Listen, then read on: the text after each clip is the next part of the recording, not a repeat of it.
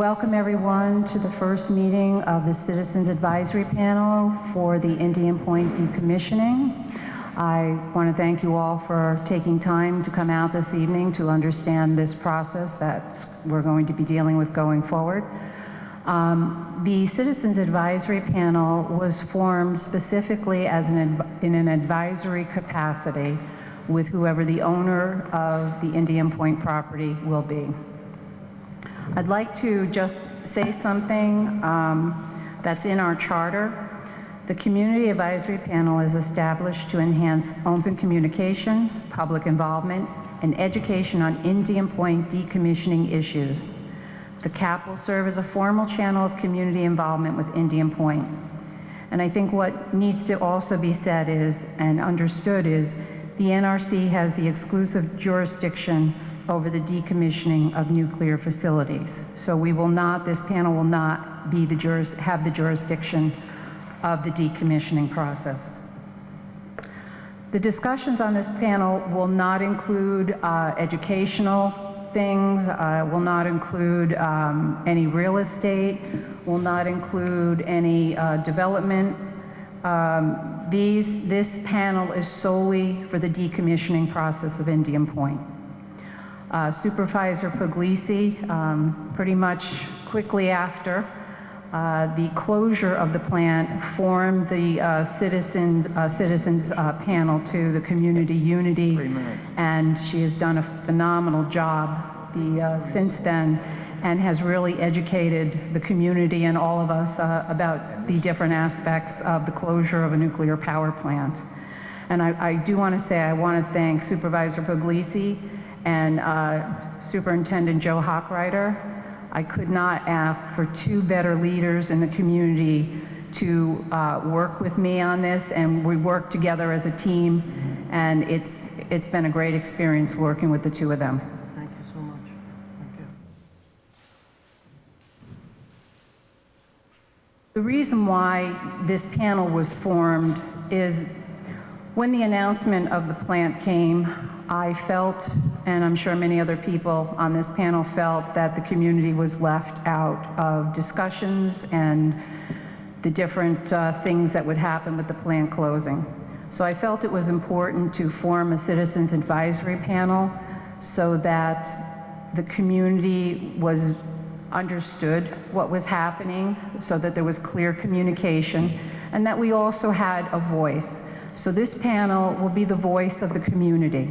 We very much welcome any comment from the public. This is what this is all about. After we do our presentations, any questions or comments from the public are very welcomed. This is going to be an open forum, and we want to hear your thoughts. The meetings will be recorded. We will have tape, and the meetings will be put on the Village of Buchanan site and also the Town of Portland site. And we will have possibly 4 meetings a year. Right now, the first meeting we're a little ahead of ourselves because the decommissioning process has not started yet. What's being worked on now is something called the PSDAR, which is this post-shutdown decommission activities report. That report is supposed to be out, my understanding, by the end of the year, the beginning of next year, and that will be the roadmap of what is going to happen with the decommissioning of the plant. And we have the County Executive, George Latimer, just walking in. Hi, George. Welcome. And after all that is said and done, after the plant has been decommissioned, we have to remember that we are still residents here. We are the community. This is our home. So it's important that this panel is very representative by the community. We have a large panel here. There's approximately 30 on our panel, but they come from various experiences. They are stakeholders here in the community. It's important that this decommissioning is done safely, and it's important that it's environmentally safe, and that also, once the property is decommissioned, that it's reclaimed property so that it can be used again. So now I would like to turn it over. There's one person two people. to recognize, we have Pat Keegan here from Nita Lowy's office, who has been, Nita Lowy and Pat have been phenomenal supporters of our community through this. We have Susan Spears here also from Westchester County. Thank you, Susan and Pat, for coming. And now I'd like to turn it over to Supervisor Puglisi. Thank you so much, Mayor. And as the mayor said, we've had such a great team. The mayor, the superintendent, myself, our board members, members of the business community, members of the environmental community, realtors community, Chamber of Commerce community, and citizens from the town and the village. So we are all in this together. This is going to be a long-term endeavor. Decommissioning / dismantling doesn't happen overnight. NRC says it could take up to 60 years. We're hoping it won't take that long. But safety is the most important thing that this panel is going to be looking at collectively together with all the groups that I just mentioned. And as the mayor said, it's important to hear from the public, from the community. So I'm looking forward to hearing from all of you as we progress. The mayor said that we're going to meet officially quarterly. If we need to have some other meetings in between, we will, and that we'll put up public notices about that. And then you can always email, call, text, whatever, our offices, right? And we want to hear your input as we have been doing for the last 2 years and as we go forward. January 9th, 2017, who remembers, right, Teresa? I didn't remember the date. We learned, just like the rest of you, that Indian Point was going to close in 2020 and 2021, the two active operating nuclear plants. So immediately we got together, we established a local task force comprised of the groups that I just mentioned. We have Councilman Richard Becker here with me from the town board. Thank you, Richard. He's been the town board liaison with me in this endeavor as well. So we've met regularly. It's been like a research paper all these 2 years. We've been hearing from Entergy, of course, the owners of Indian Point, from every other agency that you can imagine. The county executive has been so terrific in being part thereof. Thank you, County Executive Latimer. We appreciate it very much. And so we've learned a lot, and now we're in the next chapter because the plants, the clock is ticking, the time is upon us. Next April 2020, one plant closes, and then a year later, the next one closes. So that leads us into decommissioning and dismantling. And I'm pleased to tell everybody, Mayor, if I may, that you, myself, the superintendent, and Entergy, we met with Entergy. Mike Toomey is here, Vice President of Entergy. And we met with the company that you're going to be selling it to, Holtec. I'm not sure if anybody is here from Holtec. Yeah, Okay. Holtec is in the audience. Thank well you represented, for coming. Yeah. But I just want to say to the community that we had a really good first meeting, getting to know each other, us telling Holtec our issues, our concerns, and we're going to continue that dialogue as we've been doing with Entergy these past couple of years. So we had the local task force.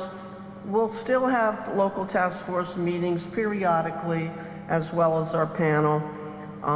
The state has had a state task force that we all sit on, chaired by the PSC, and so that will continue today. We heard from Mr. Tom Congdon of the PSC today. He wants to have another state task force meeting in the very near future. So it's important for everybody to learn today and to know today, as they have over the many years, we are in this together. This is a big challenge for us, for all of us, for all of our citizens. Any frame of reference, any group, any organization that you're part thereof, this is a whole. We're in this together. We're going to be losing a lot of revenue, school district, the village in particular. And we're going to be losing a lot of jobs.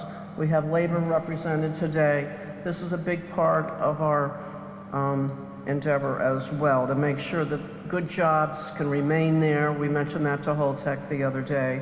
Get retrained, get reskilled, that's really important. And then the environmental, the reclamation, the cleanup, it abuts the Hudson River. So that's a big part of this also. So you'll be hearing more about these topics, these issues, these challenges as we proceed with the panel. And I'm really proud to serve with you, Mayor, and thank you for coordinating the panel and organizing it, and looking forward to continuing our work together. Yes, definitely. Thank you, Linda. And Joe, if you'd like to say something? Good evening and welcome. For those of you who don't know me, I'm Joseph Huckrider, Superintendent of the Hendrick-Hudson School District, and as the Mayor and Town Supervisor have said, we've learned a great deal about nuclear power, we've learned a great deal about decommissioning nuclear plants, and now we turn the chapter to decommissioning. Our school district includes roughly 2,500 students, with one elementary school of 300 students about a quarter of a mile away from the plant. Every day, hundreds of students are transported past or around the power plant, so certainly our priority on behalf of the school district is to participate in this forum in terms of safety, communication, and expectations. So I look forward to working with this esteemed group of folks and representing our school district in terms of what they can expect in terms of next steps. All right. Thank you, Joe. And I'm sorry, I don't know if I introduced myself. I'm Teresa Knickerbocker. I'm the mayor in the Village of Buchanan. I apologize if I didn't introduce myself. And then we have County Executive George Latimer, who has been just his support, and he's been phenomenal to the Village of Buchanan and the meetings we've had. And George, we very much appreciate your support. Well, thank you very much, Madam Mayor, Madam Supervisor, all my colleagues in and out of government. What happens here is obviously of direct importance to Buchanan, Cortland, and the Hendrick-Hudson School District, but it is also important to the County of Westchester. And whether residents live in New Rochelle, Yonkers, North Salem, as far away as you can imagine, we are united in working with you on these concerns because, and it's not just the economic impact, there's a deep environmental impact here, and we're very, concerned that we all show the right amount of diligence. I can say without any question, this is a bipartisan issue in county government. We stand ready, legislature, and I know if John Tester was here, he would attest to this, as would Catherine Borgia, that both the legislature and the executive branch of the county government want to do our share to make sure this thing is as good a transition as is possible. And when we're dealing with something like this, we're not thinking about the next year or 2 years, we're thinking the next 30 years and 60 years. So hopefully you can count on us to be by your side as these issues are dealt with. Thank you very much, George. We really appreciate it. Thank you. Go down that way. Just introduce yourself, your name, who you're with, what organization. Hi, can everybody hear me out there? I'm Tito Davila. I work for Senator Pete Harcum, who couldn't be here today. He's in session up in Albany. I'm the point person for the senator for Indian Point issues. And I want to thank Supervisor Puglisi and Mayor Knickerbocker for making this possible. The senator's number one priority since he took office in January has been Indian Point. He has set goals of assuring safety, protecting jobs, and helping the local and regional economies. As some of you may know, his legislation to protect jobs at Indian Point passed earlier this week. We also have legislation in the State Assembly to tax the rods, the nuclear rods at Indian Point during decommissioning to help with the drop in revenues, tax revenues. So that we expect that, we're confident that that legislation will pass the State Senate, and so the senator will continue to make the Indian Point a top priority and to help the people of these communities through a very difficult time. Thank you. Tito? Good evening. My name is Nick Longo. I'll be representing Rockland County and County Executive Ed Day on this panel. I appreciate Mayor Knickerbocker and Supervisor Puglisi including us in this. It is a very important issue that obviously we're watching keenly in Rockland County. I look forward to assisting in the transition of Indian Point site from an operating reactor to whatever future use it holds. So thank you. Thank you. We appreciate you coming also. You're our neighbors, very close neighbors also across the river. Thank you.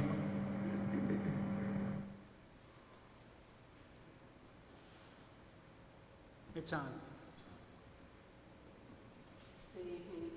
I'm Manna Jo Green. I'm the Environmental Director for Hudson River Sloop Clearwater. Clearwater has been working on issues related to Indian Point for many, many years, and especially since 9/11. We hosted a couple of forums, educational forums, at the Desmond Fish Library in Garrison.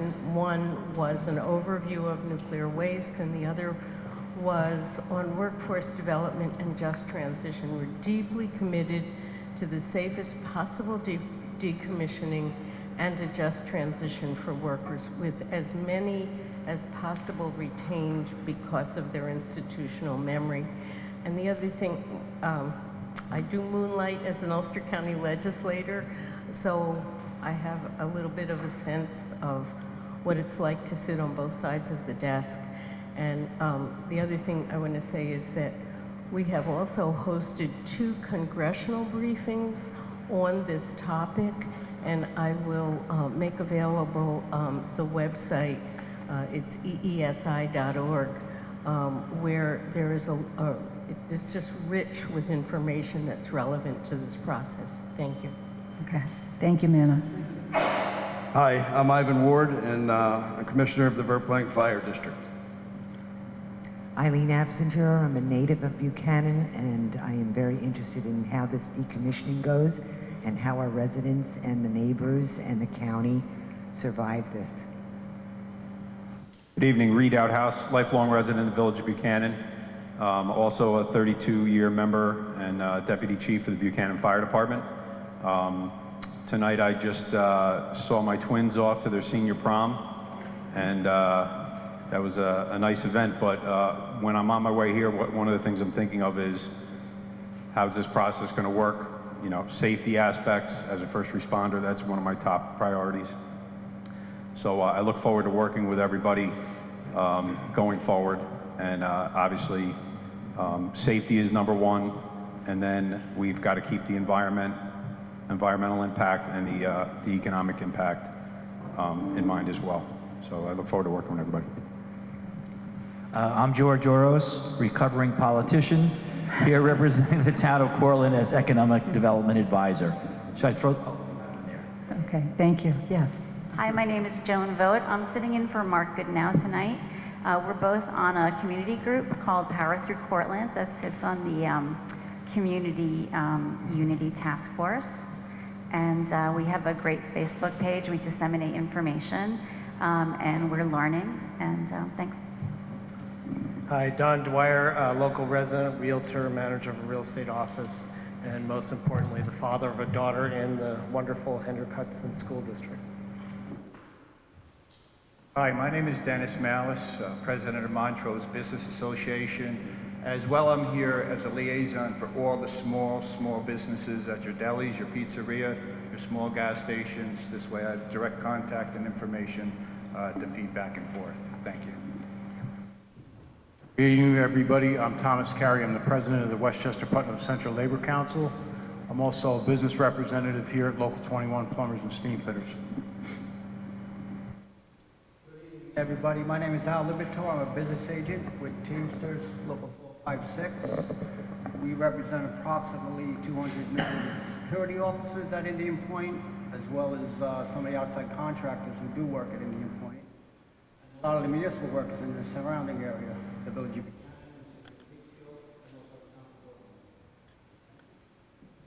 Good evening. My name is Deb Malone. I'm the president of the Hudson Valley Gateway Chamber of Commerce, and I'd like to thank both Supervisor Puglisi and Mayor Knickerbocker for including the business community in all of their discussions and also their task force. The Hudson Valley Gateway Chamber has for a long time been a very vocal supporter for the relicensing for the Indian Point power plants. Now that that's not going to happen, we are involved in making sure and ensuring that the decommissioning process goes along smoothly and efficiently. And I want to also mention that after the plants were announced that their closure in 2017, I had the pleasure of accompanying Entergy employees as well as Mayor Knickerbocker to Vermont Yankee, where they also in Vermont had a citizens advisory group overseeing the decommissioning process. So thank you, Mayor Knickerbocker, for putting this together. Good evening. I'm Councilman Dr. Rich Becker, and I serve on the town board along with Supervisor Linda Puglisi. And it's an honor to be on this committee and serve the community. And I want to thank our business leaders, our union leaders, our realtors, and Debbie and her team for coming and joining us, because we need everyone who's involved, who's a stakeholder. Obviously, the politicians are involved, that's our job, but this is a community-wide problem, and it's going to require a community-wide solution with everyone's input. So it's a pleasure to be here and to serve along with you. Thank you. Good evening and welcome, everybody. My name is Richard Funchen. I'm the Deputy Mayor in Buchanan. First, I'd like to thank Tom and the union for the use of these facilities. It's very, very nice to open up for the whole community. And I'd just like to emphasize that both the mayor and the town supervisor both have done so much work towards this and continue, and sometimes it amazes me how much work and how many meetings that they are going to. So I think we have two people who are really out there in the front line and are going to get us through all that we have to go through in this period of time. Thank you. Good evening. My name is Tony Vitale. I'm the Site Vice President at the Indian Point Energy Center. I've been at Indian Point for over 30 years. I'm a local community boy.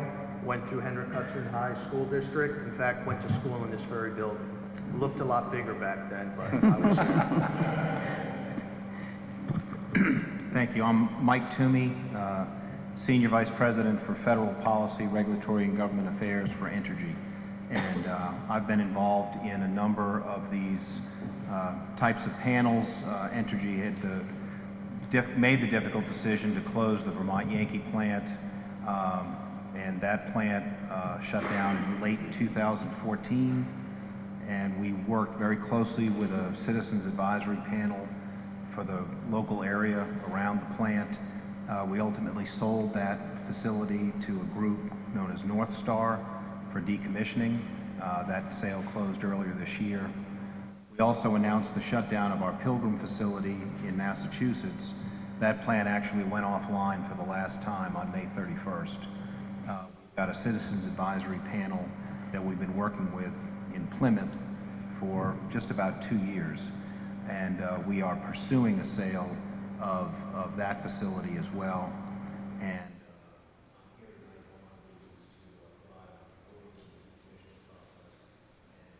try to give everyone some background. Thank you. Thank you, Mike. We appreciate that. I know Tom Carey has to leave before the close tonight, so I'd also like to thank him for the use of the local 21 Union Hall. It's much appreciated, Tom. Okay, panel, the next item is discussion, ratification of the NDCAP charter. I did forward that to everyone by email. I did do a few last-minute additions to the membership. I've added George Oros, Economic Advisor for the Town of Cortland, Dennis Malice, Montrose Business Association, Richard Funchen, the Village of Buchanan Deputy Mayor. Thank you, Rich, for agreeing to come to these meetings with me. and also Councilman Rich Becker. So that would be the difference in what was sent to you, the charter before. Any discussion on the charter? All right, I am going to make a motion, to accept this charter. Supervisor Puglisi, motion. Can I have a second? All in favor? Aye. Okay, approved. Thank you. Okay, so, Mr. Toomey, you are the highlight of our evening here. You're going to give us an overview of the decommissioning process, so it's your turn next. Here, I'll give you the microphone. I've gotten some indication that this microphone might be a little bit better. Okay, thank you very much. I'm deeply disappointed for you if I am the highlight of the evening. All right, so I'm going to do my best here not to look distracted. The presentation's behind me on the screen. I'm hoping that I advance it in the same order in which I am talking. Mr. Vitale here has got the dual role of hitting me if I say something wrong about the plant and letting me know if I'm off track. So if I've advanced the slide, oh good, okay. So I want to probably give you a background to say that this slide contains information that is meant to be very general background about Indian Point in the decommissioning process. It may contain information that some of you are already well familiar with, but I don't know who knows what, so we thought we'd start with a basic discussion and with the understanding that this is the first of many meetings on the topic. So Indian Point Unit 2 had its last refueling outage, as you know, in the spring of 2018. That plant will shut down no later than April 30th, 2020. And also in Unit 3 had its last refueling outage that they completed just a few weeks ago, very successfully, and that unit will permanently shut down no later than April 30th, 2021. The leadership team, Tony and Rich Baroni, who's in the audience, and others, are focused on the safe, reliable operations of the plant and will continue to be so focused all the way to the end, to the last day of operation of Unit 3. We are under the same rigorous NRC regulation all the way up through the last day. Then we've got to defuel the reactor, and then we are still under NRC regulations of a different type after the plant shuts down. But there's no change just because we've announced a potential sale of the plant. There's no change with respect to the NRC's regulation of us. And I put a note here at the bottom to say that there's an end of cycle meeting on June 20th next week, which will review the performance of the plant in 2018. I put that note for a couple of reasons. One, to make sure that everybody was aware of that, but two, to make it clear that this panel is not a panel in which we're going to be presenting information about the operation of the facility. The Decommissioning Citizens Advisory Panel, pursuant to the charter that was just adopted, concerns the decommissioning of the facility, the planning of the facility. We will continue to participate in end-of-cycle meetings every year that those are taking place. We have periodic stakeholder updates, and we will continue to do those things with respect to the operation of the facility. But I don't intend to cover anything tonight about the operation of the plant, and I would respectfully request that any questions about that should be handled in a different form at a different time. All right, next slide is decommissioning is really just the general description of the multi-step process that has to be followed to take the plant and remove it from service and dismantle the facility, handle the spent fuel, and return the site for productive use thereafter, which I know is something that the town and the village are keenly interested in. The NRC oversees every aspect of the radiological decommissioning of the facility. The first step, and Mayor Knickerbocker referenced this, we will be preparing a post-shutdown decommissioning activities report, which is really a roadmap for how the plant will be decommissioned, along with a decommissioning cost estimate and a spent fuel management plan. Because we have announced a transaction with Holtec, which I'll talk about a little later, Holtec will actually be preparing a PSDAR and a decommissioning cost estimate and a spent fuel management plan. And I would say that as we sit here today, it's not clear whether the Holtec filings will be submitted along with the Entergy filings, separate from the Entergy filings, or whether there may be some other approach taken. But at least one PSDAR will be submitted to the NRC, and that is likely to be submitted in the fourth quarter of 2019.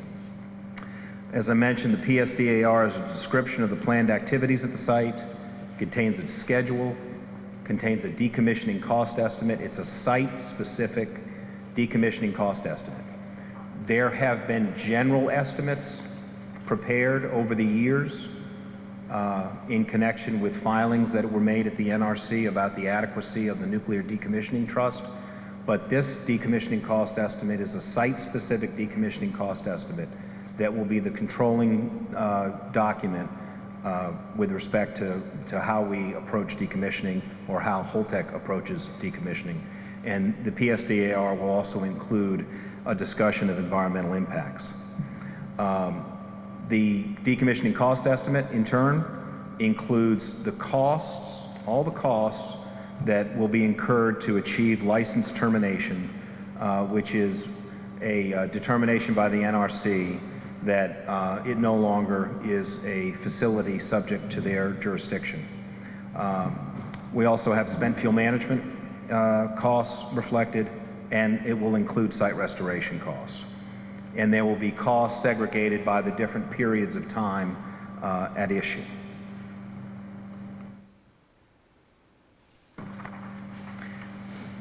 The NRC, in its regulations, provides for 3 different methods of decommissioning. I reproduced all 3 in order to be faithful to the regulations as they exist today, but it's worth noting that the third one on the list there, entomb, is not an option that any commercial nuclear operation has pursued. It is not an option that Entergy would consider, and it is not an option that Holtec would consider. And quite frankly, I don't believe it's an option that the NRC would approve today if anybody proposed it. So I've put it on the screen, but feel free to ignore it. The first 2 options are decon, which just means that you start decommissioning right away. And safe store is decommissioning, but started at some point in the future. Now, what's important to note here is that safe store does not mean necessarily 60 years to complete decommissioning. The period that the NRC allows is up to 60 years, but the facility could be placed into a safe store condition for 10 years, or 20 years, or 40 years, or any period of time less than 60 years. So really, all that safe store means is that you haven't decided to start the decommissioning process right away. If you start the decommissioning process right away, that's called decon. And when you submit the PSDAR to the NRC, the owner of the facility will declare at that time whether they intend to pursue immediate dismantling or deferred dismantling. That is, decon or safe store.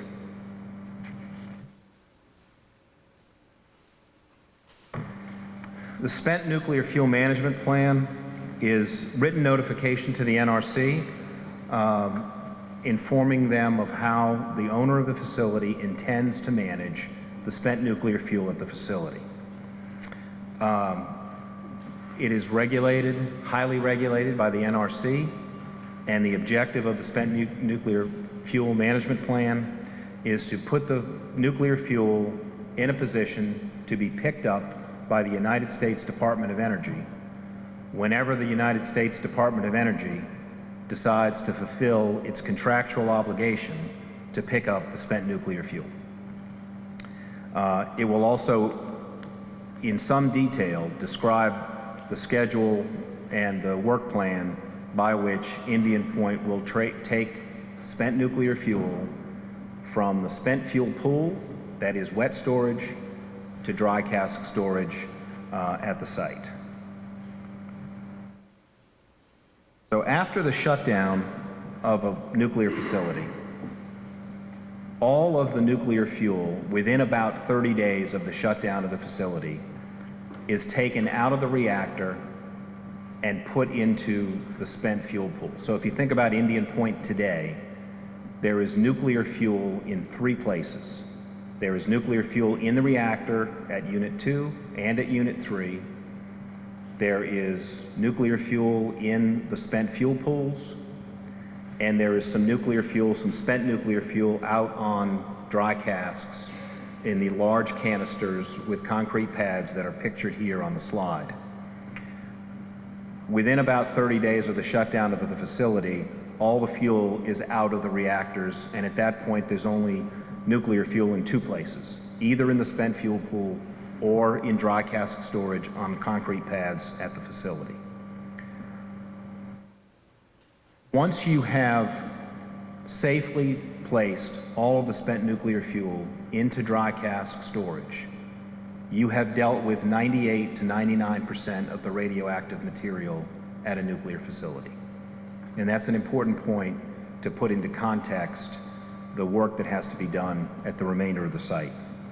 Those dry casks are sealed metal and concrete canisters, and they fully enclose the spent fuel. And again, once they're in those canisters, they are ready to be picked up by the United States Department of Energy whenever the United States Department of Energy fulfills its job.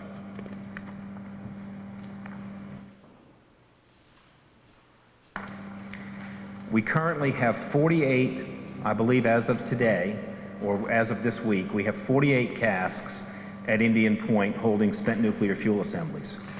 They're all on one concrete pad today. By the time both Unit 2 and Unit 3 finish their operation and all the fuel is moved into dry cask storage, we will need 125 casks. We will need a second concrete pad because the existing pad doesn't hold 125 casks. The second asphyxia pad is expected to be completed by second quarter 2021. Tony, I don't know if you have a better estimate of the date than I do, but that's accurate. Okay.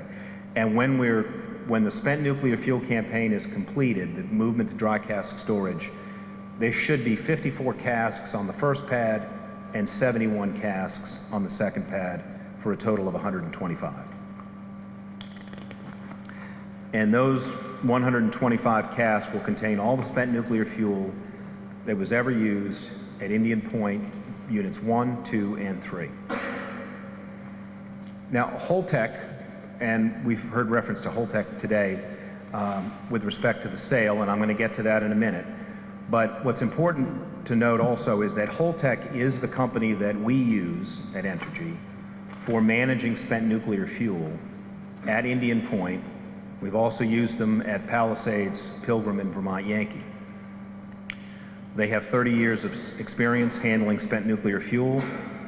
They design and build on-site fuel storage installations, and they are the spent nuclear fuel service vendor for 110 nuclear plants worldwide. Just at Vermont Yankee, they recently completed movement of all the spent nuclear fuel from the pool to the pad in 3.5 years, which was an improvement on the schedule that we had expected to achieve. It was done safely, and it was done timely, and it was done on budget.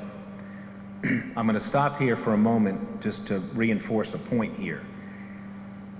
Entergy will be using Holtec to manage the spent nuclear fuel at Indian Point, whether there's a transaction or not.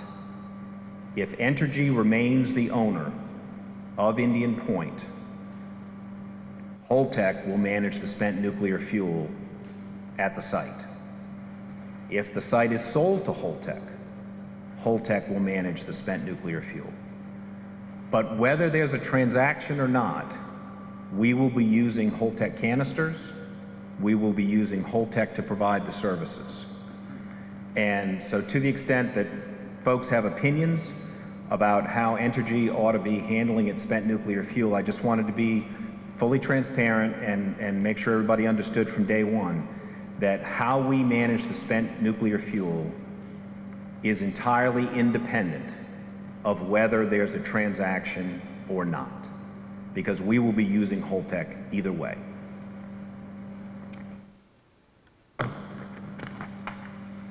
So, on April 16th, 2019, we announced that we were selling Indian Point Units 1, 2, and 3. Entergy has subsidiary companies that actually own Units 1, 2, and 3.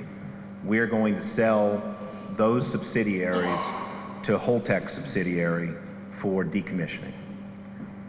That sale will not be effective until after Unit 3 shuts down. So we have a transaction, we have a sale agreement. If it's approved, and I'll talk a little bit about the regulatory approvals, then we will close the transaction if all the conditions are met. But there's no circumstance under which Holtec becomes the owner of Indian Point before Unit 3 shuts down. So Holtec is not going to take over the plants to operate them. It will not become the owner until after the plants have been shut down, and actually until after the last unit, all the fuel has been taken out of the reactor and put into the spent fuel pool. We're targeting the closing of that transaction in the third quarter of 2021, shortly after the shutdown of Unit 3.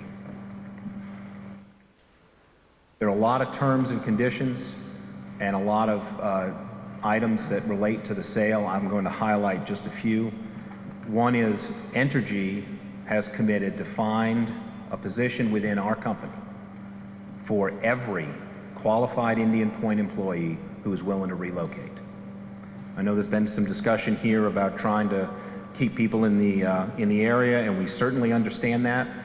We certainly understand that some employees may prefer to stay where they are, but we've made a commitment at a company. We have other nuclear plants in Arkansas, Mississippi, and Louisiana, and we're going to offer a position to every qualified Indian Point employee who's willing to relocate. Now, aside from that issue, what will happen to the employees at Indian Point is that they will stay in the positions they're in until shutdown. Now, we may have some attrition if somebody retires in a position 3 months before the plant shut down. We may not backfill that position, but in general, we're keeping the workforce in place. There is normal replacement and transfer of employees with respect to any facility. That will continue to happen all the way through the end, but what we've communicated is that we're not going to have layoffs of employees before the shutdown of Unit 3.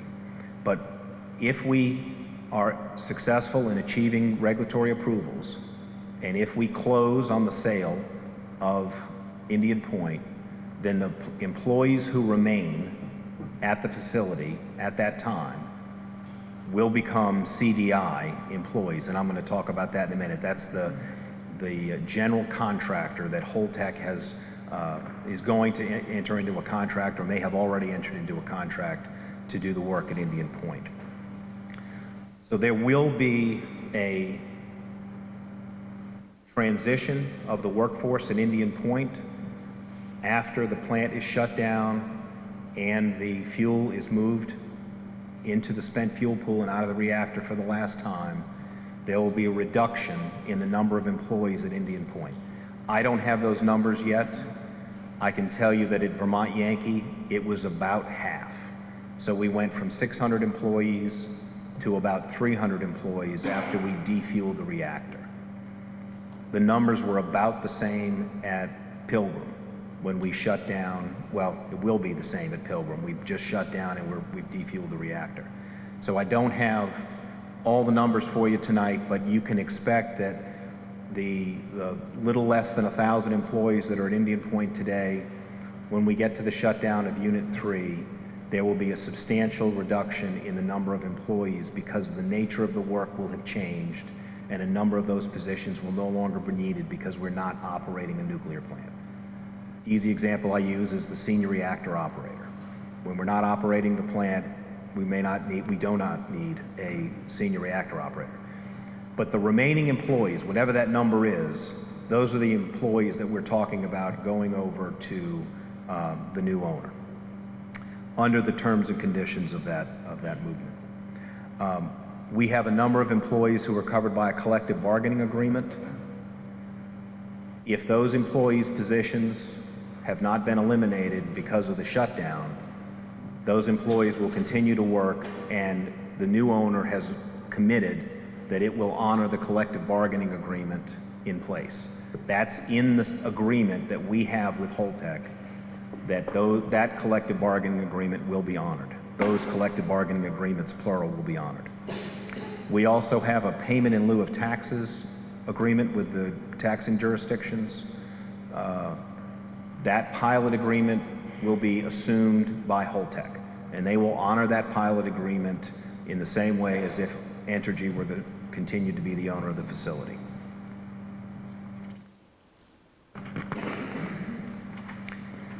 Now, the transaction is subject to certain closing conditions. First and foremost, we have to get approval from the Nuclear Regulatory Commission. The Nuclear Regulatory Commission will consider a license transfer, and based on the experience that we had in Vermont Yankee, it appears to me at least that the focus of the Nuclear Regulatory Commission is on the financial capabilities and the technical qualifications of the new owner. So if the new owner can demonstrate financial capability and technical qualification, that will be a strong application to the Nuclear Regulatory Commission. We certainly believe that Holtec can meet that criteria, or we would not have signed the agreement with them and we would not be pursuing a sale. We also plan to seek approval from the New York State Public Service Commission. I won't get into too much detail this evening because it may be the subject of another meeting where we can get into it in more detail. But the New York State Public Service Commission, its own rules, its prior orders have suggested that if you are trying to sell a shutdown facility instead of an operating facility, you may not need approval from the New York State Public Service Commission.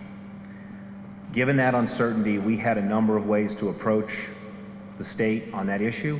We've decided to make a filing with the New York State Public Service Commission asking the commission to either agree that it doesn't need to approve the transaction, or in the alternative, to approve the transaction.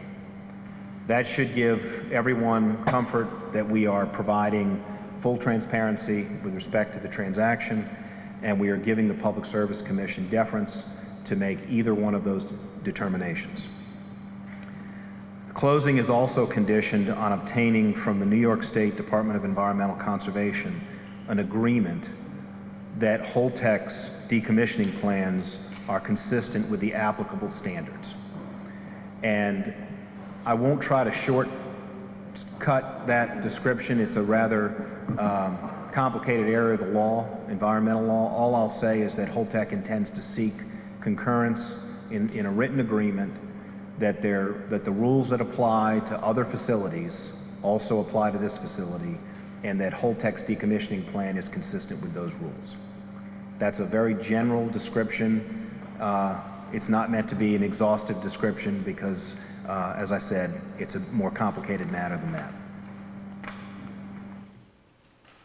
Now, Holtec, which has experience in spent fuel management,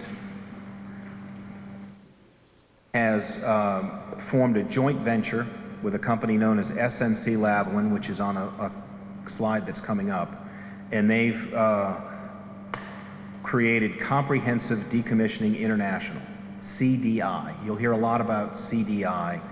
They are the joint venture with Holtec on one side, SNC Lavalin on the other, and those two companies together have formed CDI to do the work at Indian Point.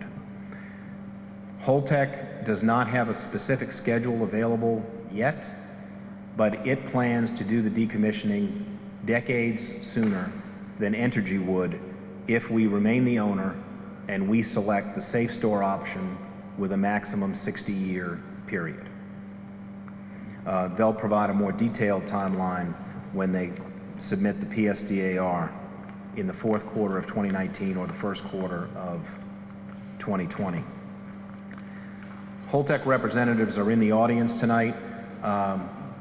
Entergy remains the owner of the facility as of today. We're the ones who will sit on the panel. I'm just going to give you a very brief overview of those companies. I would expect that at a future meeting we would have Holtec invited to make a presentation, but I thought it would be helpful to give the audience some information. I also want to reinforce the point that we had to do an evaluation of Holtec before we could reach the conclusion that an agreement to sell Indian Point to Holtec was appropriate. We have to obtain regulatory approvals for any transaction, and if we were not satisfied that Holtec met the regulatory approval criteria, we would not have signed this agreement. Holtec's a privately held company. I believe its headquarters is in New Jersey, and they have operation centers across the United States and outside of the United States. They are licensed by the NRC to handle spent nuclear fuel and do so, as I said earlier, at 110 sites around the world. Comprehensive Decommissioning International, here's a little graphic. Holtec and SNC Lavalin are the partners who have created the joint venture, and the joint venture is Comprehensive Decommissioning. They're focused on combining Holtec's experience with spent nuclear fuel management and SNC Lavalin's experience decommissioning nuclear power plants and doing other large-scale industrial work. They're two financially strong companies who are backing this project. The combined capability and financial stability of Holtec and SNC Lavalin provides us, and it should provide the public, and we hope it provides the NRC with assurances that the work will be done safely, on time, and consistent with all NRC regulations.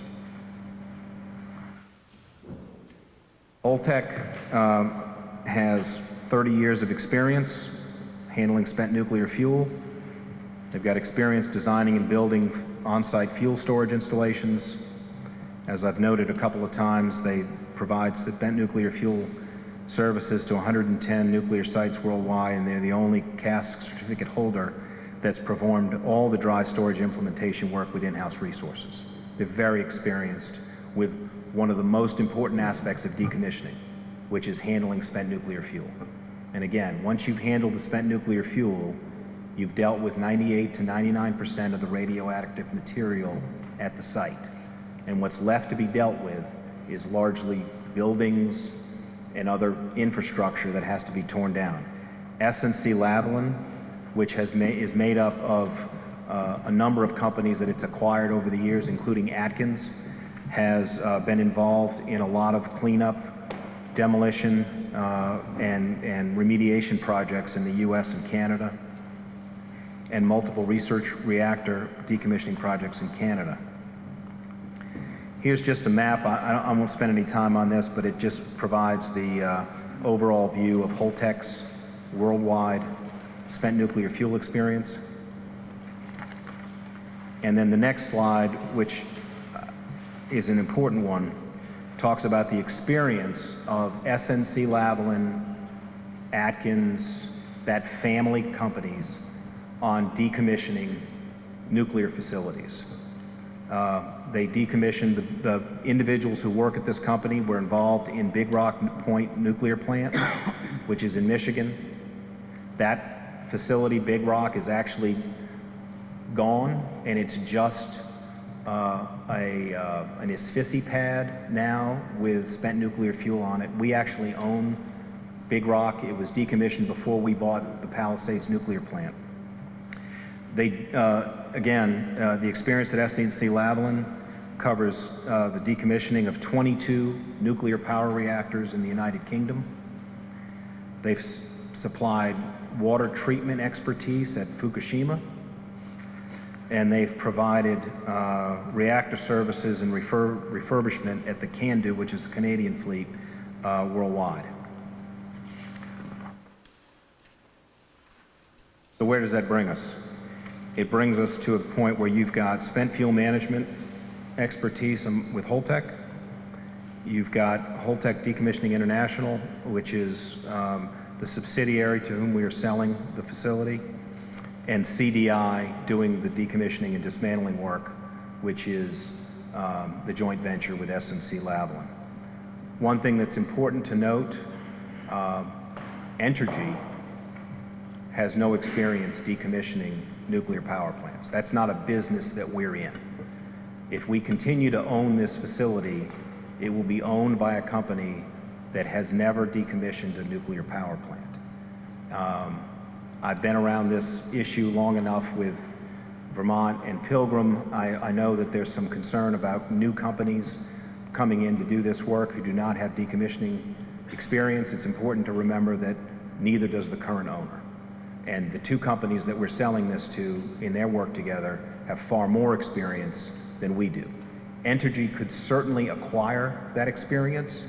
We could get into that business if we wanted to. It is not a line of business that we choose to get into. We think the more efficient operation is to take a company like Holtec and SNC-Lavalin and their joint venture CDI and have them decommission the facility efficiently and safely, and it's a better outcome for the community. Last slide is the projected timeline. We'll be submitting the PSDAR by the fourth quarter 2019. At the same time, we expect to file license transfer application and related documents with the NRC. We also expect to file an application with the New York State Public Service Commission that I mentioned earlier, also in the fourth quarter of 2019. Permanent shutdown of Unit 2 will be in April 30th, no later than April 30th, 2020. Then you'll have the permanent shutdown of Unit 3, no later than April 30th, 2021.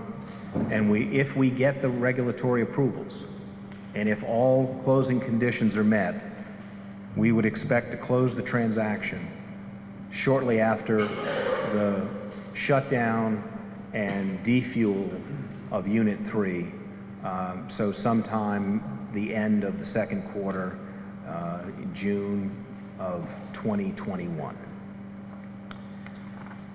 That's a high-level overview of the issues. I'm sure I didn't address everyone's questions, but if there's a question and answer session, I'm happy to respond to the best of my ability. Madam Chair. There is a question and answer, so I'm so glad you asked that. There's going to be a question and answer for the panel, and then we'll open it up to the audience if they have any questions also. So at this time, panel discussion, any questions that Mike could answer for you? I think Supervisor would like to go first. Mayor, thank you, and thank you, Mr. Toomey, for that comprehensive report. It's very informative and helpful to us and the community. Appreciate it. Just a couple brief questions. I do have 25, but I promise I won't ask you all of those. I have about 22 answers. Oh, all right. Okay. Yeah, so you said that you would be, not you, and Entergy would be submitting in the end of the fourth quarter of this year the PASDAR report. Is that correct, to the NRC? Yes, the current timing is sometime in the fourth quarter. There's a lot of work that goes into preparing the documents.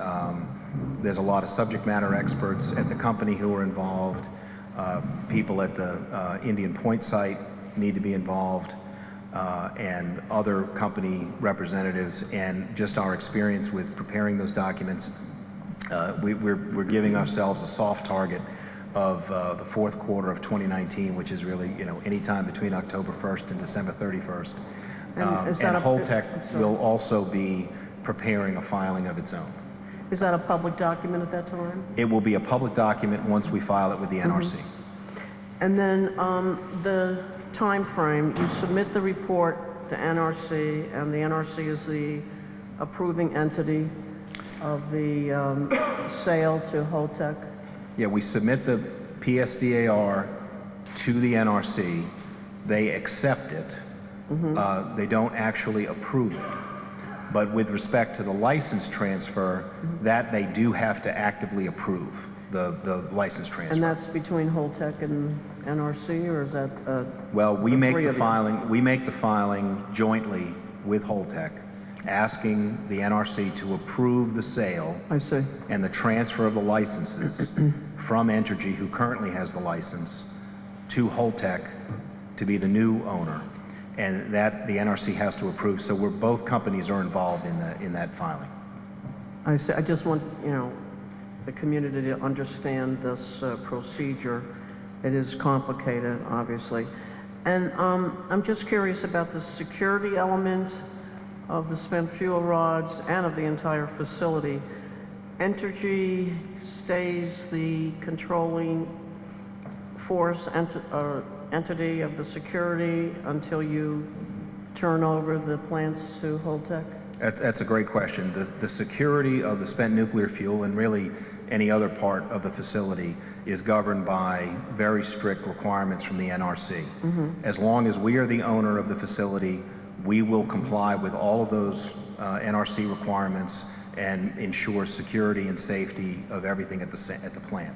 I see. If we get approval and we close on the sale to Holtec, they will become the owner. They will be responsible for maintaining the safety and security of the spent nuclear fuel and the other aspects of the site, and they will be governed by the very same regulations that would have applied to us.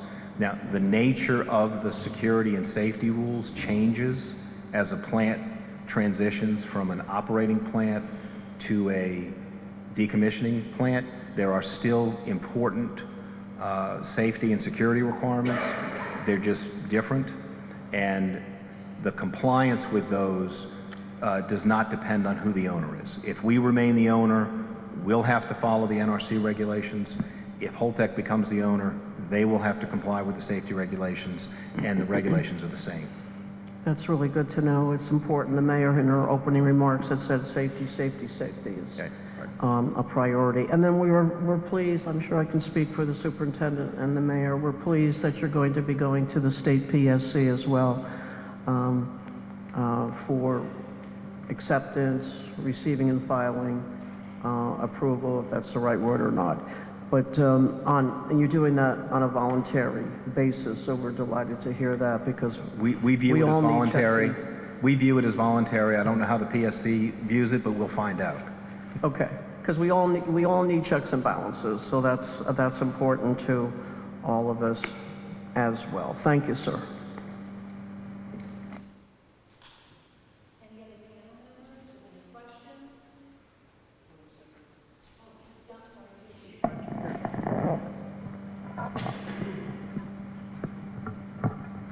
I know this isn't the forum for lots of detailed questions. I assume that'll follow. I'll have some on environmental impacts when we meet in some depth. The one thing I did want to know is, as you've discussed the workforce and the fact that some will be offered the opportunity to stay with Energy, some with CDI, do you expect that there's going to be a survey of the status of all of the employees at some point in time by date specific? Because part of what the county and maybe the state would look like is how to repurpose some of those jobs if we can, but we need to know, what level of training and what kind of a discipline before we talk to other utilities or before we deal with other needs, and knowing that as some sort of a finite survey would be extremely helpful by date specific, whatever that might be. Yeah, that's a great question, and it's one, as I said before, unfortunately we've dealt with at other facilities. As we get closer to the closure of the facilities, we will probably see employees in at least 3 buckets, right? There will be some employees who are ready to retire because that's the point of their career that they've reached. There will be some employees who decide to stay with Entergy and move to another facility elsewhere in the country. There will be employees who want to go work for the decommissioning company. Our experience has been that, as you noted, that the local community wants to get as much information as they can along the way to understand what those numbers are going to look like. And we will do our best to provide you with whatever information we can on those topics. We generally don't have a great idea until very close to the end because, you know, we provide a pretty good package of incentives for employees to stay through the end of the operation of the facility, right? We have to make sure that we don't have a big portion of our workforce leave the facility, you know, 6 months before it finishes operating. So we provide, you know, financial incentives for people to stay. It's generally not in the employees', well, I wouldn't say it's not in their interest. They generally don't give us a lot of heads up about what their plans are, and they don't need to, right? We make sure that we communicate with them on a regular basis. We make sure that we provide the information that we can. We'll have a number of different options for them as we go forward, but we will work closely with your office to make sure that we can, whatever information we can share, we will share, and whenever we have that information to share, we will certainly do so.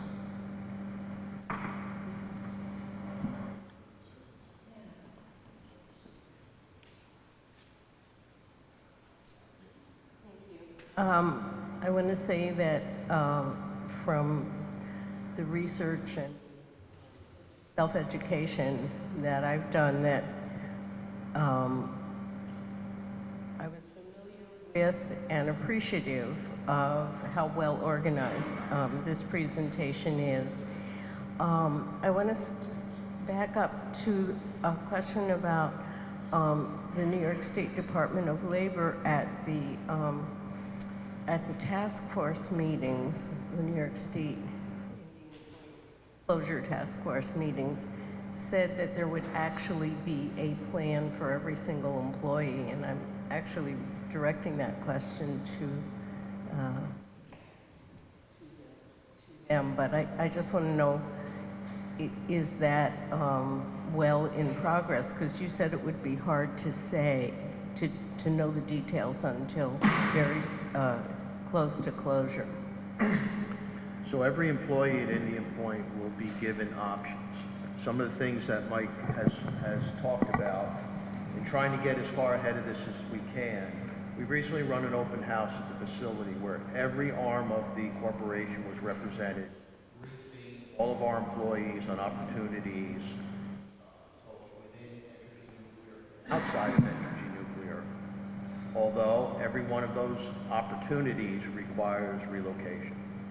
So what is happening now at the facility is we're doing what we call employee profile update. So every employee will go into an electronic database and update their profile. It'll ask questions about their mobility, their willingness and desire to relocate, and ask them for their top choices of where they would like to work elsewhere in the company.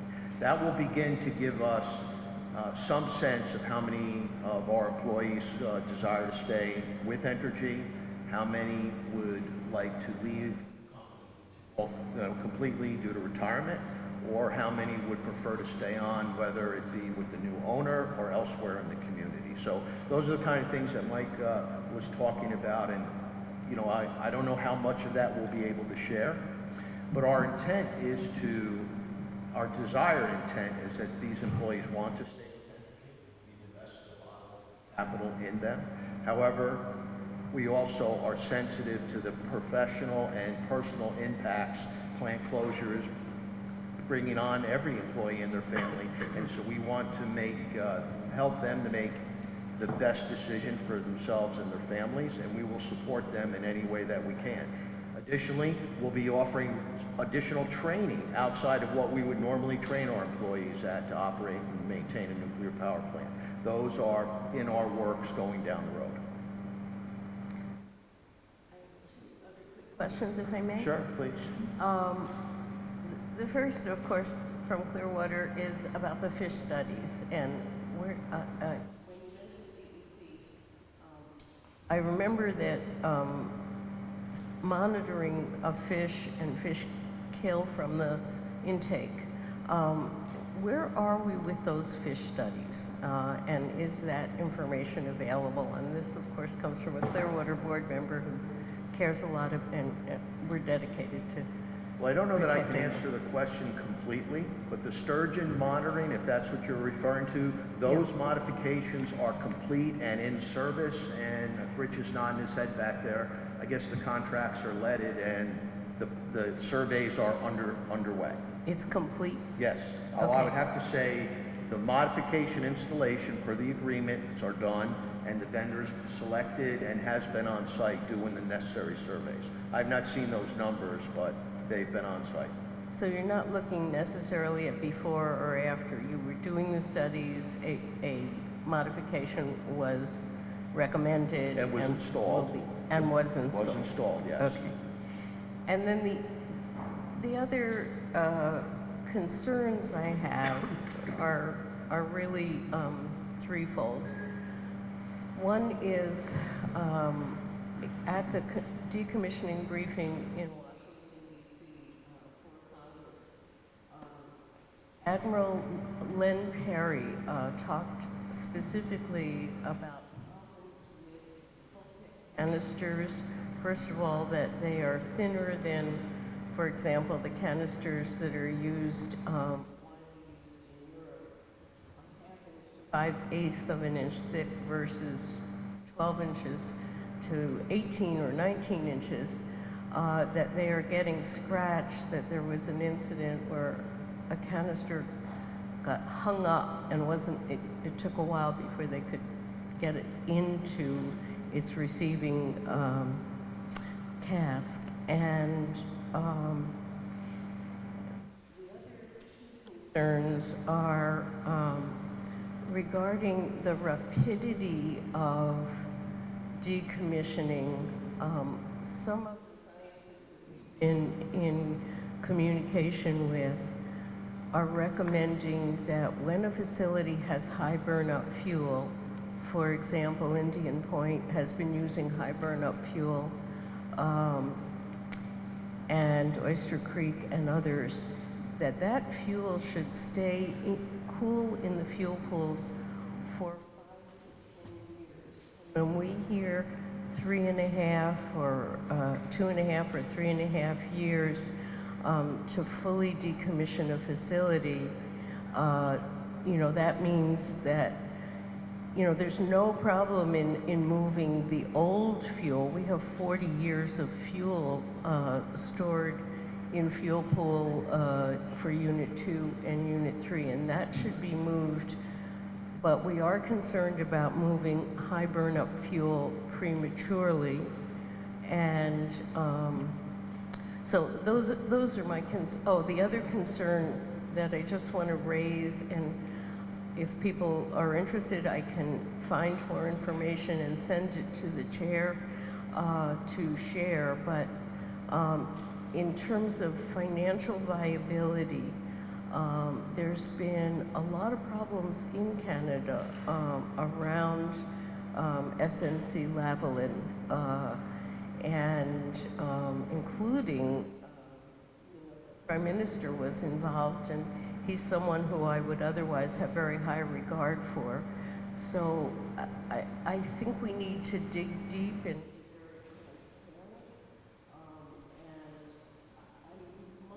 Asking how to best share information, and I'm asking this of the chairs. When we have information that raises concerns, is it process, and I want to respect the process. So, I'd like to know what the next steps are on those two fronts, the financial front and the issues about Holtec canisters and more robust canisters. I won't answer the question on behalf of the chair, but I will say that just as a general matter, all of the canisters that we're using at Indian Point in any one of our facilities are licensed by the NRC, and we're very confident in their ability to perform as they've been designed to perform. I won't get into any other discussions at this point, but I'll just say that we're very satisfied with Holtec, with the work that it's done, and Holtec will be the purchaser of the facility. SNC-Lavalin is a contributing to the team, but the owner is Holtec if the transaction's approved. Teresa? Let me just answer, Manager. I know the reports you're referring to, Mana, and I know you do your research. And I know you did a great up in Garrison. Those meetings were phenomenal. It was very educational. I know there has been questions before about the thickness of the Holtec canisters. I know that has been an issue, and I know there's been some things on the internet also about the other company. So maybe as we're going forward, those are things maybe we can address and have conversations about. Okay. Did you want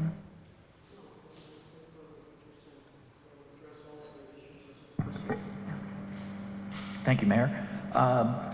Before I ask my question, my recollection from that last task force meeting is New York State Department of Labor was going to be coming on site once a month or something to help employees with resume writing, things like that, I think, to answer Mana's first question. That is correct. We do not have committed dates yet, but that is in our plan going Yes, I think that's where DOL was coming in. But my question is, my understanding would be that Holtec is not obligated to spend more money than is in the decommissioning fund to do the decommissioning. So my question is, number one, how much is in that fund? I think you gave a report a few months ago. And the second is, how did Vermont Yankee and Pilgrim, are they going to be, within that budget, or how does that work in terms of what's in their fund and how much is expended? All right. Good questions. I don't have the specific breakdown between the Unit 1, Unit 2, Unit 3 funds, but collectively, for the three nuclear decommissioning funds, it's around $2 billion. And the Nuclear Decommissioning Trust Fund is the source of the funds to complete the decommissioning work at the site. And that's true regardless of who the owner is. And I've been in enough meetings and heard the question asked of the NRC financial branch that the owner of the facility is responsible for the decommissioning of the site. And there are periodic reports that have to be submitted to demonstrate that there is financial assurance along the way. There are at least annual filings that have to be made to demonstrate to the satisfaction of the NRC that there's enough money in the fund. And if Entergy remains the owner, then we have the Nuclear Decommissioning Trust Fund available to us to do the work. If Holtec becomes the owner, they have the Nuclear Decommissioning Trust Fund available to them to do the work. And either company would be required to satisfy the NRC of financial assurance at every step along the way.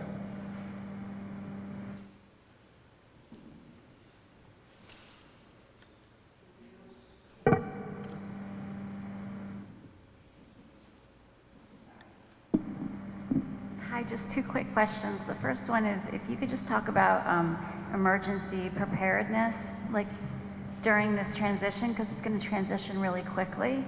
I know it's a combination of groups that come together to do the emergency preparedness that disseminate it to the community with planning, but it seems like there's going to be a lot of work in that.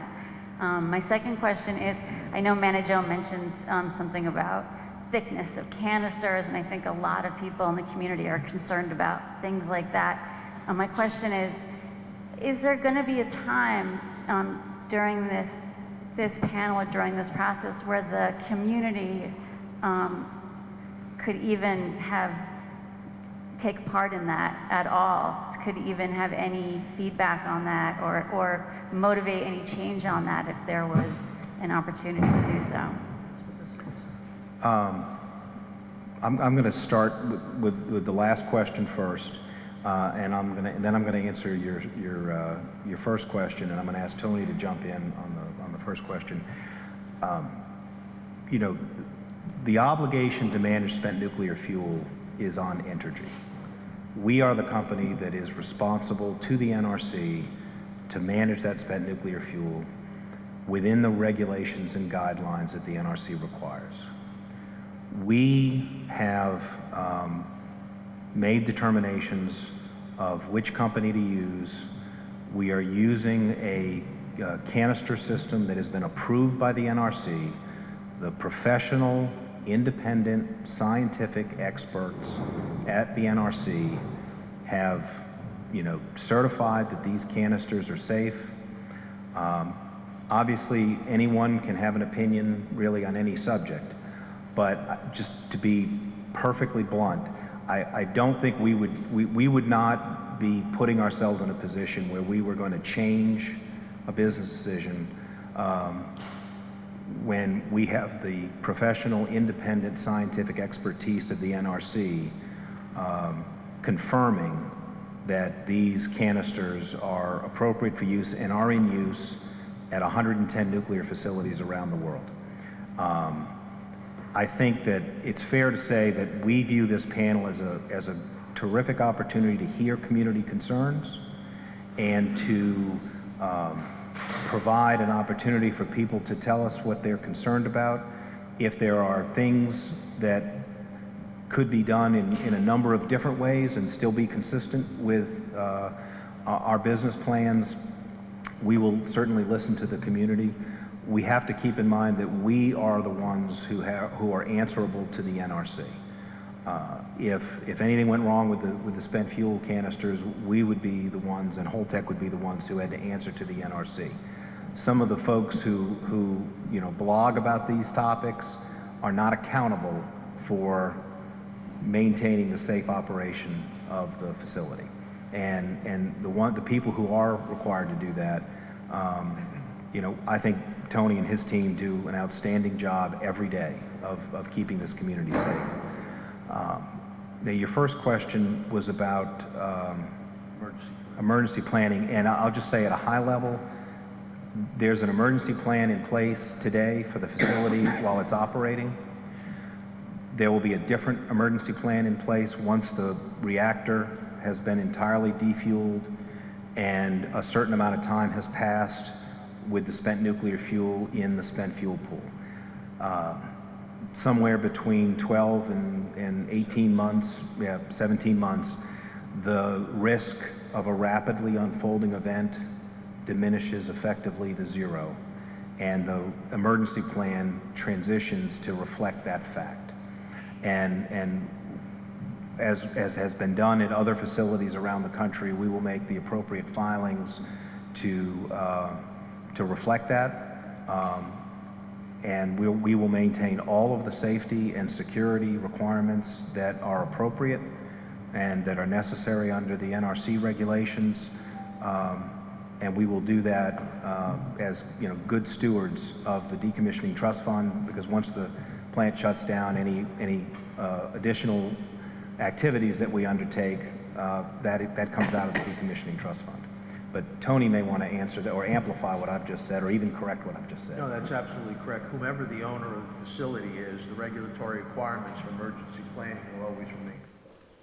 And as Mike described, they change as you progress through shutdown, defueling, decom, or safe store, whatever methodology you choose. Mike talked about the number of employees that will remain after Unit 3 is finally shut down. Part of those numbers are to maintain the requirements of the emergency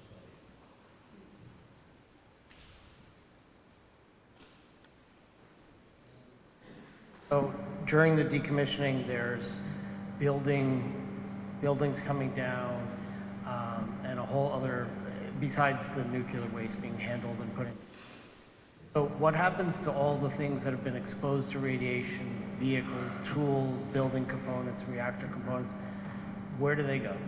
Do they stay on site or are they sent somewhere else? Well, the waste at the site will be classified in different buckets, low level. I think the technical terms are Class A, B, and C, maybe even D. But they are handled appropriately, and some are disposed of at licensed facilities, almost all of which are outside, all of which are outside of New York. But they are shipped and handled appropriately, and then the high-level radioactive waste remains on site until the Department of Energy picks it up.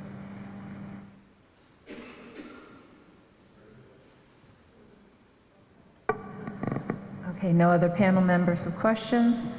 I'm going to open it up to the public, but what I'd like to say first, to keep this conversation going forward in a positive mode, I'd like for everyone to be respectful to one another. We don't always agree on different things. We have different thoughts about things, but let's all agree to disagree, and then we could further this conversation, okay? So is there anyone in the audience that would like to come up to speak at this time? Yes, sir. Oh, good, he's got a microphone. Thank you. My name is Herschel Spector. I'm the former federal regulator who licensed Indian Point 3. I want to address the question of emergency planning. I'm an expert in that area. Basically, emergency planning is fundamentally dependent on the amount of radioactive iodine that you have on site. Iodine has what they call a half-life of around 8 days. So every 8 days, it's only half as much. In about a month or so, it's down to a few percent. Now, you may want to talk about a longer date, but from a radiological risk point of view, from an emergency planning point of view, that whole issue basically becomes an extremely small risk after about 32 days. Thank you. Information.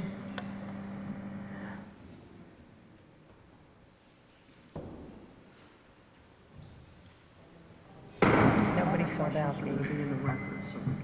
Hello, my name is Eric Lindberg. I live in Peekskill. My kids are some of the 300 students who are less than a quarter mile from the plant.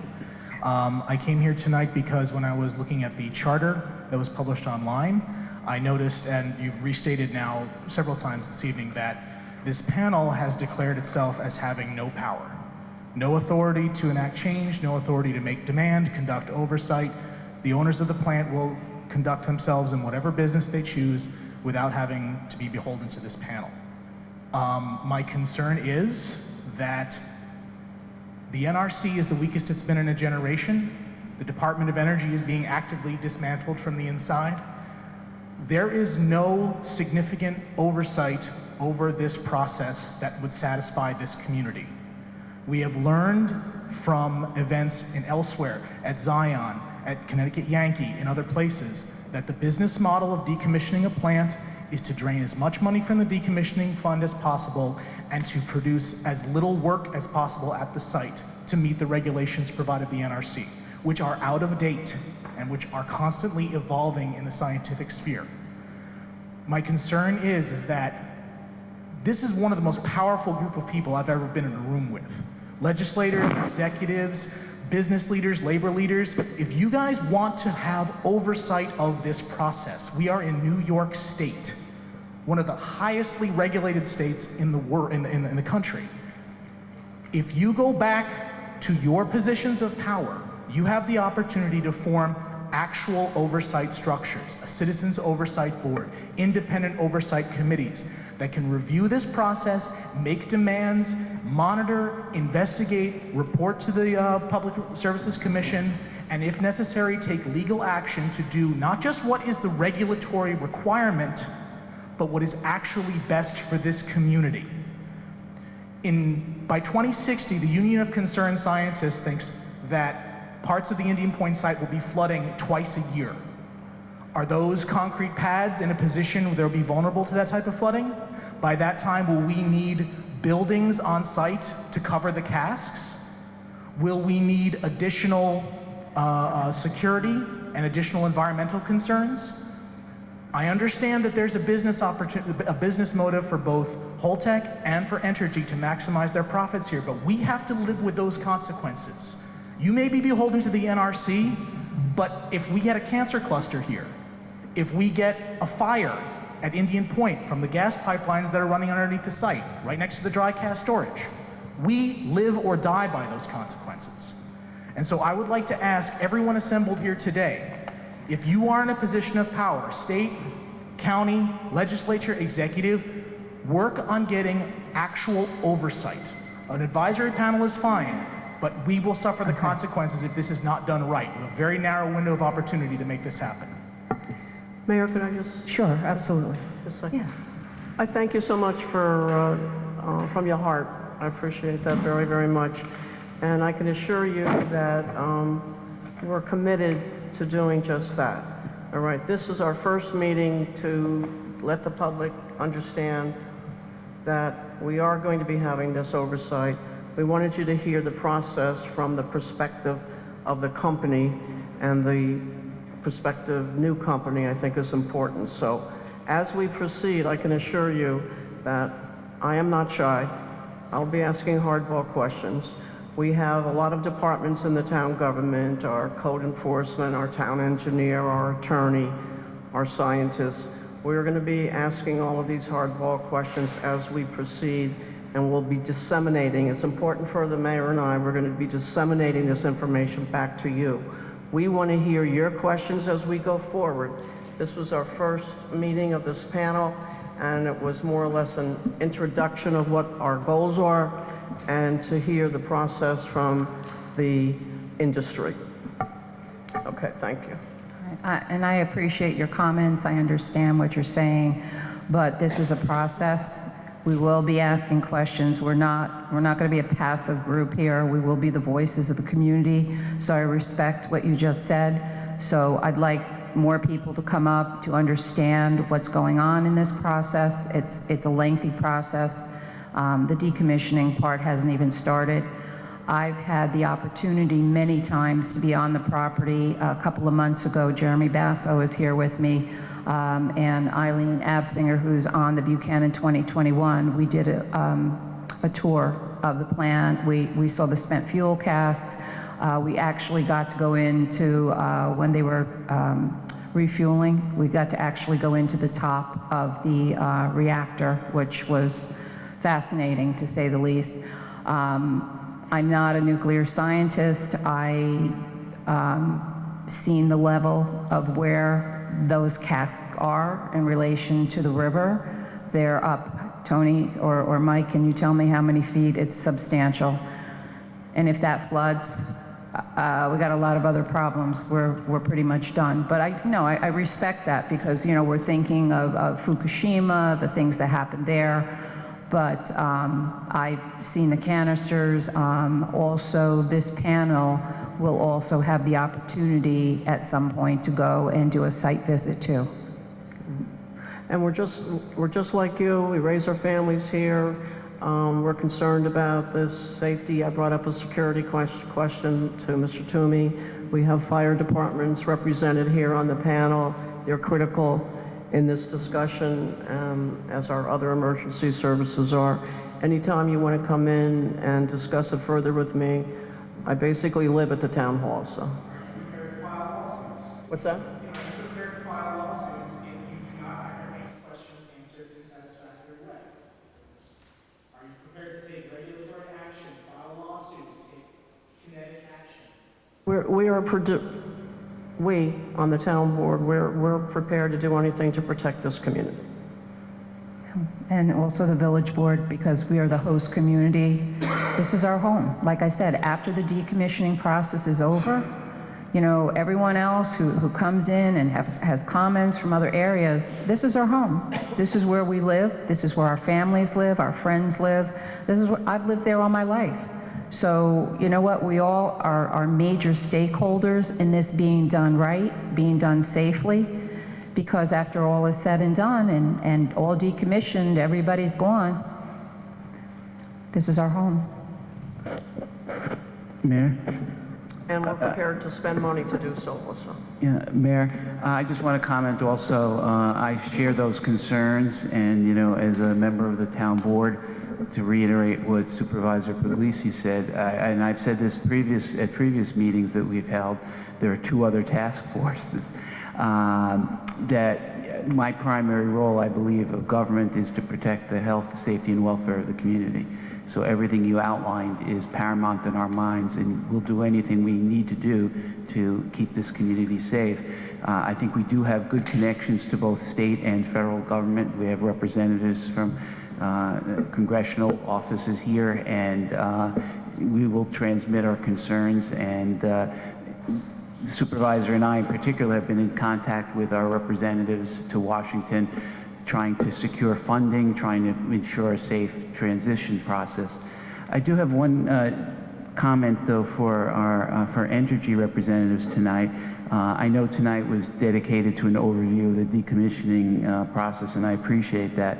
But at a future meeting, you know, since this process is going to take half a century probably, whether it's Entergy or one of Holtec or SNC or one of the other companies, since there'll be residents of this town for 2 generations to come, how you'll interact in this town, how you'll support us, how you'll become integral in our community, keeping us financially safe and sound. What's your future plans for the community as a member of the community? You may not be producing energy anymore, you'll be in the decommissioning process, but you're still present in this town, and we'd like you to be involved in it and in its future.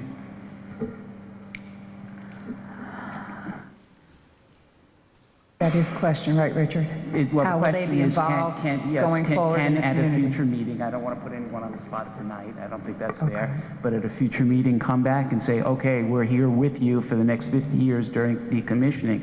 How are you going to support us? You know, Entergy's been wonderful over the years, supporting us with grants and community projects and programs, and we'd love to see you continue to be involved, even though your role is changing. And same for Holtec. They're going to be making, you know, billions on this process. Hopefully they'll be successful. We'd love to see you part of this community, and I'd love to hear some information on how you plan to become part of this community. Okay, I know going forward we had some meetings, so going forward that's something we're going to continue to work on, what their role is in our community. I know the supervisor and I have had a few conversations on that with the appropriate people. Excellent. So, but I am glad you did mention something, that we have had very good partners. I mean, we've had Sandy Galiff, who's a state assemblywoman. We've had Peter Harcum, the senator in the state, and like I've mentioned, and we had George left us, but George Latimer, another governmental, and I can honestly say, and I've said this before, Nita Lowy, on a federal level, has really stepped up to the plate and is very receptive to our concerns and everything going on here. I'm going to say this, I'll probably get in trouble for it, but you know, that's who I am. I am disappointed in our 2 state senators that have not come forward with any support for this community. U.S. senators, not state senators, U.S. senators, but that's correct. We're still working on that, so. Okay, thank you. And you know, I forgot to mention before, and I apologize, but so that everyone can get in, we are going to do a hard stop at 8 o'clock out of respect for the local Union 21 for offering this. So if we could keep the question or comment to 3 minutes, I'd really appreciate it. Thank you so much. If you could state your name also, I'm sorry. Sure. My name's Adam McNeil. I'm a lifelong resident of Montrose. And I just want to say, first, I just want to mention how beautiful this building is, because my wife went to school here, and I've never been in here before, but it's amazing that it's been so well preserved over these years. And I know, Joe, it was before your time, but, you know, it's too bad we let this one go, you know. My question is, The Holtec will be taking over the property, and they have some 50 to 60 years to do decommissioning, and I wondered, is there any contingency in the sale that will require them to do the decommissioning ahead, like out front, or will they be able to put that off for the entire time? And I just want to mention before I give the mic up that my primary concern is the $32 million shortfall that we're going to have, more specifically the Henrik Hudson School District shortfall. So my concern is the revenue that we're going to have to come up with. So how this property would be taxed going forward, and I think how the decommissioning is done and the manner it's done is important when knowing that information. Thank you. It's a good question. The NRC regulations allow the owner of a facility to take up to 60 years to decommission the plant. And Holtec has not provided a specific schedule yet, but they are going to put a schedule in their PSDAR that they file later in the year. And it's my understanding that it will be, decades sooner than 60 years. I don't want to be more specific than that because they haven't been more specific than that with me, but I expect it to be a very substantial improvement over the schedule that would be followed if Entergy remained the owner and if we selected the maximum safe store period. And your question about the revenue, I know that'll come up over and over again. I think it's worth noting that Indian Point is going to transition from a facility that earns revenue to a project that's being dismantled.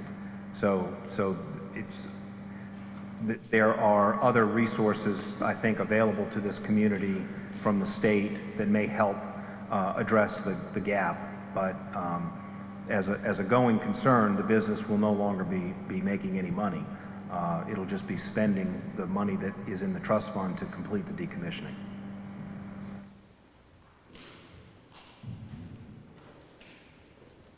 Hello, my name is Bernard Vaughy. I've been a resident of Verplank my entire life. I mean, I remember as a child seeing some of the heavy iron coming up Broadway for the first power plant. So I've seen the plants being built. One suggestion I'd have is that you may want to add Holtec or whoever the company is to your charter and have them be part of your conversations, possibly rather than having to go through Energy to get answers. Have them be part of the conversation. Another question would be do we have any idea on what the status is of one of the things that you were talking about was the taxation of the casks due to the hazard they present and the effects, real or imagined, that they will have on the reutilization of the property. Until the Department of Energy fulfills their decades-old requirement, which they're decades behind on. Number 3, we need transparency on the safe operation. Consider a third party with our interests, not NRC's, not Energy's, but our interests, to evaluate what's going on, and someone to assure the state, the community, and the county that we're doing good. And they should have, as Eric mentioned before, they should have some power, not just be standing in the wings, because otherwise they do nothing. Keep us apprised of the status of the spent fuel and the storage and the ownership. If it goes to an LLC and that LLC goes belly up, then what happens? Where's the responsibility? Does Energy or Holtec or the Department of Energy own the fuel? And what happens in the future? Where is that financial responsibility 20 or 30 years down the road? What happens with cost overruns? As we know that many government projects have cost overruns. Where do the funds come from? Is there something, the one gentleman indicated, that could possibly come out of the dedicated fund? But once this project starts, to save money, can the NRC scale back what's being done with the decommission? Instead of, can they say, well, we're going to leave the buildings up. We're going to leave this in to save money because we've run out of money and leave us with a mess. And then, is there any performance bonding required, performance bonding or similar financial document that requires funding for long-term operations, for the decades that it may be needed for the security guards, for improvements to that? We have to make sure that we, the taxpayers of New York State, Westchester County, and these local communities are not left on the hook. I thought it was only 3 questions. Yeah, I thought so too, yeah. No, they're good questions, they're valid questions. So I'm gonna try to remember, but in reference to the taxation of the spent fuel casks, that's a work in progress where there's things that are happening. As you know, Senator Harcum in the Senate, that was passed along with the employee bill for the unions. The Assembly, I think, I could ask Tito, he would know. When does the Assembly finish next week? So we're not sure if the Assembly is going to approve that. There's a lot of different things going on with that, so there's no definite answer today on that. That post-shutdown report, the PSDAR, is very important. That will also tell the Holtec or whoever wants to buy it in Entergy what the approximate cost is to decommission. So I'm sure if they figure out the first blush it's $2 billion, there's cost overruns that sale might not go through. I don't know, but the most important thing right now is the PSDAR, because that will tell a lot. And I don't remember all your other questions, I'm sorry. But that's kind of, I do understand what you're saying. We don't want to be on the hook for the cleanup, but this is a company that's coming in, this is capitalist America. And, people come in to, make money on projects, not lose money. So, there's a lot of discussions as we go forward on different things with the decommissioning process that we're going to continue to cover. Thank you, Bernie. Thank you, Mayor. Just a couple comments. I don't know, Bernie, if I'm going to address them all. I'll try to address a couple of them if I may. The town board and I are going to commit to a full town board work session just on this subject matter. Our next steps. What can we do? Will we expend our town treasury and protecting our citizens, the environment, working with labor to help with the jobs? So we've been talking at the town board level ever since the governor and the CEO of Entergy made the declaration that they were closing in 2 years, 2 and 3 years. So we're committed, we're all in. The mayor and I have talked about we may retain in the near future a scientific expert to help us to comprehend, understand, be an oversight, separate independent entity for you, for us. So that's on the table. This is a preliminary meeting tonight, just to give you, the first steps on decommissioning. It's a complicated subject. We will go out there and seek all the expertise that we can outside of the industry, people with expertise that can help us, that can help answer your questions. So I want you to know that we are committed, all in that regard. If we could have performance bonds, trust me, we would have them. If there's a subdivision that's being built in the town of Cortland, they go to the planning board, performance bonds, letters of credit.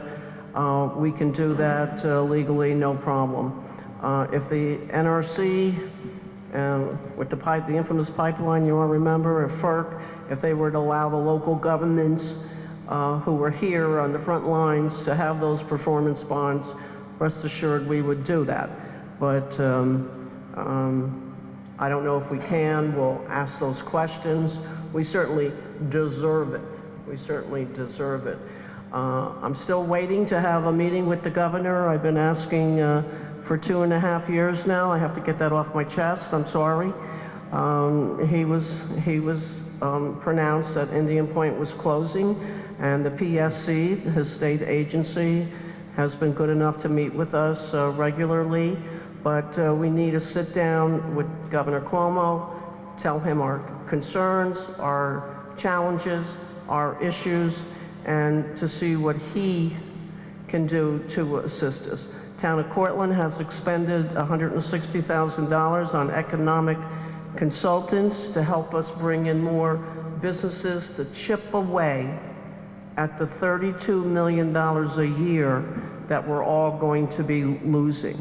So we are committed to doing everything we can fiscally, passionately, on behalf of our communities. Absolutely. The village board, of course, is all in. We're the host community. It's, you know, I can see the power plants from, I might not see them after decommission. I can see the dome, so after that I won't see it. But, you know, so this is our home, and I keep saying that. So, you know, we have a vested interest. Who else? I could take one more question. Yes, ma'am.